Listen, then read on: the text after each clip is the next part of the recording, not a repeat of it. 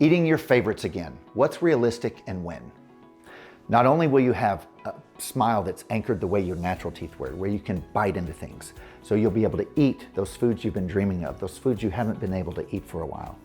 You'll be able to eat them the way you want to eat.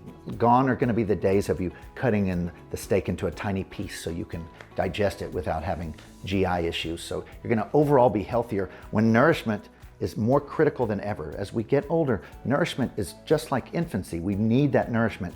And then we take away your ability to eat. It's hard to do that with no teeth, with teeth that don't chew very well. We're going to restore that ability. We're going to give you that ability to chew well again, to where nourishment has never been more critical than it is now. You'll be able to eat the way you want to eat. You'll not be embarrassed by social events that have certain foods. You can go to it and it'd be mindless. You can eat whatever you want and not have to think about, how am I going to chew this? How am I going to eat this? That a lot of people take for granted our whole lives.